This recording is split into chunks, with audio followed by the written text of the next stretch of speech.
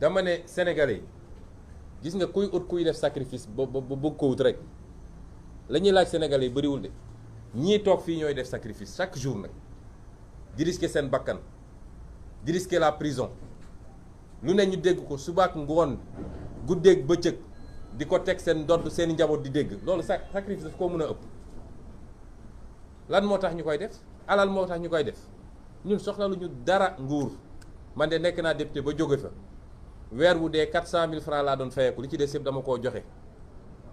nekk naa maire 1 franc du ma ko jël du salaire du carburant du dara ñun soxlawuñu dara ci politique bi jaamu yàlla lañ ci ut ñun servir notre peuple ñun duñu ñoom de ñoom ñi dajji kees yi yor ay milliards jël seeni doom ñi ngi diggante Dubaï Canada ak feneen ak feneen ñun suñu doom a ngi fii bokkuñu ak ñoom ñi sàcc xaalisu réew mi rawale seeni doom kon su dee ñun ñi ngi def sacrifice yu toll noonu démb sama waajur bu jigéen daf ma woo ne ma dellu seegoo Ziguinchor ma ne ko tant que manifestation bu weesul du ma ñëw mu ne ma tey ngaa dellu si ndax li may dégg dalul sama xel ma ne ko yaay gis nga mercredi bu soobee yàlla ñett yi moo mun a am daañ ñu bàyyi ñu dem def suñu manifestation ci jàmm ñibbisi si jàmm réew mi continuer doxam wala nañu xëy jàpp ñu ñun ñëpp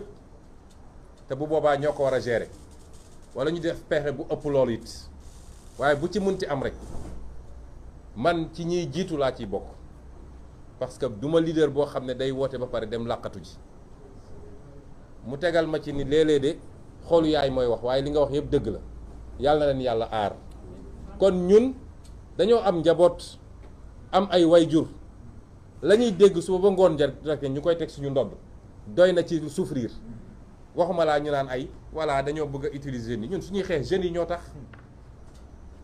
yéen jeunes yi yéen a tax ñuy xeex parce que Sénégal mën na baax ba jaaxal ñëpp waaye du mus a baax ak Macky Sall ndax jaay na réew mi loolu nañ ci dellu si ëllëg jaay na réew mi jaay na ko tubaab yi jaay na ko naar yi jaay na ko turc yi jaay na ko chinois yi ñun moomatuñu dara ci réew mi ce travail de réappropriation de notre souveraineté mooy projet Yewwi Askan Wi du leneen kon bu leen kenn essayer jouer seen conscience génn leen massivement ñu daje place de l'Obélisque yow cadre de banque bi yow haut fonctionnaire bi yow taximan bi yow commerçant bi amul ku ñu bàyyi génn leen parce que c'est l'avenir du Sénégal qui est en jeu bu ngeen ñëwee ba foofu nag la ñu bëgg a waxtaan ak yéen dinañ leen ko wax parce que dañu ne loolu ci cadre bu spécial occasion bu spécial dañ koy waxtaan ak yéen lii mooy woote 8 juin bi ñuy araftu nag Macky Sall xam nga yi ñuy def nii yëpp xale la di def ay capture d'image naan adresse Sonko ngi nii adresse Déthié ngi nii man sama kër ñëpp a ko xam comme nee nañu ñoom léegi xam nga ku jóg doo mës a dégg ñu ne Benno Bokk Yaakaar day def manifestation nga dégg opposition bi ne damay def contre manifestation musoo ko dégg suñu yoon newul ci ñoom il ne nous intéresse pas d'ailleurs jaru ko ndax ñoom ñooy reyante seen biir fu ñu daje bu ñu paree séddoo xaalis bi ñu sàcc ci réew mi paaka yi génn jaas yi génn kooku jarul ngay dem ci ko musudoo dégg ñu ne Benno Bokk Yaakaar day def manifestation opposition bi ne day def contre manifestation musoo dégg ñu ne ñoom dañuy def manifestation opposition bi recruter ay nervi pour dem ne dañuy xeex ak ñoom musul am du ma bëgguma wax mbër parce que bëgguma tooñ une profession waaw bëgguma wax mbër parce que bëgguma tooñ une profession ndax mbër yi la ci ëpp li ma gëm mooy ñu yeewu lañ ñu conscient lañ te xam nañ seen bopp waaye nervi yi ñuy recruter di leen essayer armé naan leen dem leen dal ci mosoo dégg opposition recruter ay nervi amul nit boo amee sa kattan am sa formation nit jël la ne la yaa may aar mun nga dem defi loolu garde du corps waaye jël la ne la demal dal ci kaw diw demal attaquer manifestation diw ñi ñàkk bopp weesuwul loolu te ku ko def nag na nga xam ni sa bakkan a ngi ci xottu gerte parce que personne ne peut résister à un peuple bu dee force de l'ordre ak li ñu yor ci gànnaay ak lépp bu peuple jógee ba jóg ñoom ñoo ko mënalul kuñ fi ndax ba ne la yow demal attaquer xamal ni yow yaa ngi tayle sa bopp ndax fa nga dëkk fa nga nekk nit ñi dinañ fa régler seen problème ak yow. kon ñi ngi woowaat ñëpp réew mi dafa toll à un moment extrêmement grave Macky Sall gannaaw bi mu lajjee lajjaat di gën a firndeel lajjam mooy réew bu nekk en guerre nga xam ne tey bombardé nañu immeuble yëpp ba réew ma dara taxawutu fa ci réew googu lay dem di saraxu ne leen jox leen ma blé jox leen ma maïs moom 10 ans yi lan la def ba ñu am ba lan la liggéey pour ñu am blé am maïs fii ci réew mi tey ku fi yoroon poulailler mënatoo am aliment parce que blé bi Ukraine la doon jóge wala kii bi maïs bi moom lan la def ci 10 ans yooyu tey mu jël avion dem di lambar yi dem gis Poutine naan ko dimbale ma nga bàyyi port bi ndax ñu am ñebbe ñàkk jom weesuwul loolu. C'est ça qui est en jeu actuellement na Sénégalais yeewu ñun fitna taxu ñoo jóg waaye kenn mënul tere ñu mener les combats qu'on doit mener pour ce pays guerre psychologique bi ñuy joué nag mënul jàll. kon te li ci topp it foofu lay daane bii pas dañu ne rassemblement bi Ndakaaru la waaye la résistance doit se faire sur tout le territoire national loolu moom nañ ci dugal seen bopp. Matam ba Ziguinchor Ndakaaru ba Tamba diaspora bi lépp résistance bi foofu lay demee duñ leen may jàmm duñ leen may fu ñu nooyee parce que may ñu jàmm may ñu fu ñu nooyee loolu laa bëggoon daaneel ñu ngi leen gërëm ñu ngi leen di sant.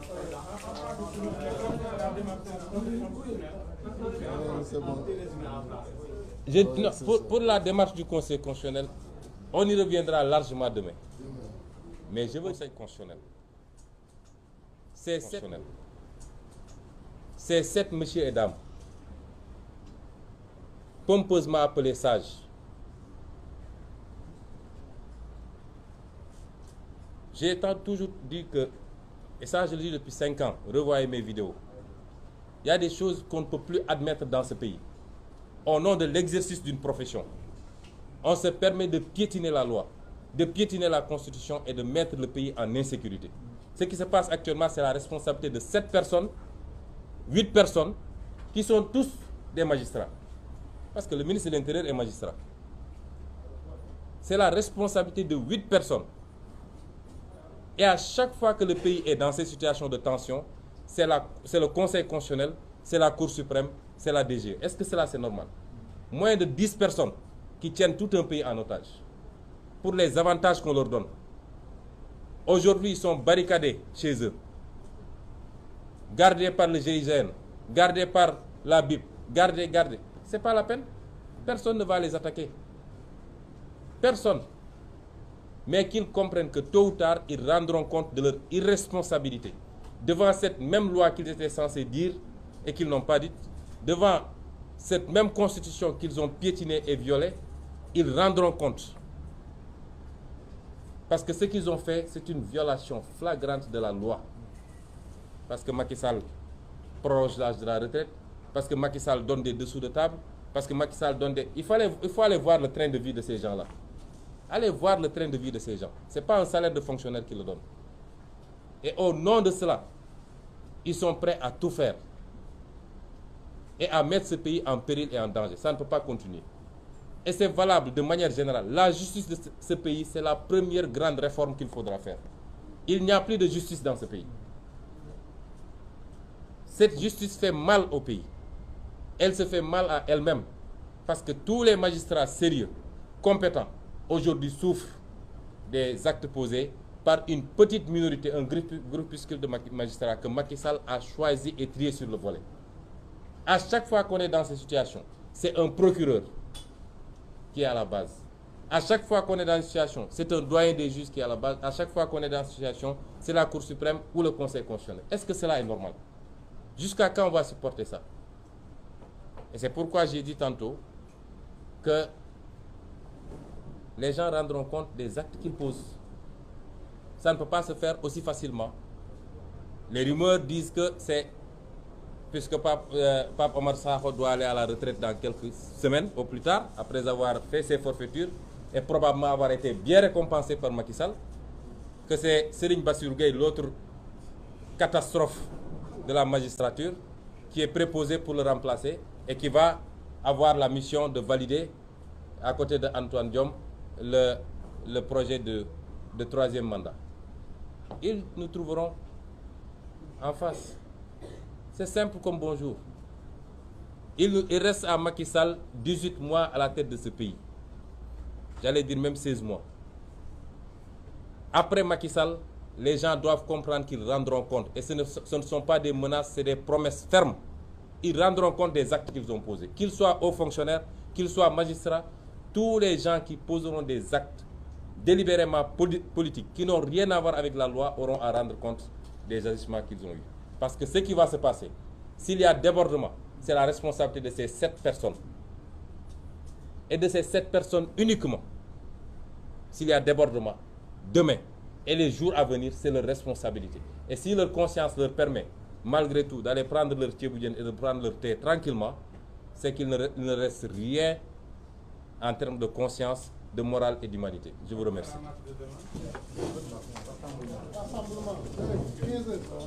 saa yi li ma waroon wax naa ko ñëpp dégg nañu olof. Merci beaucoup.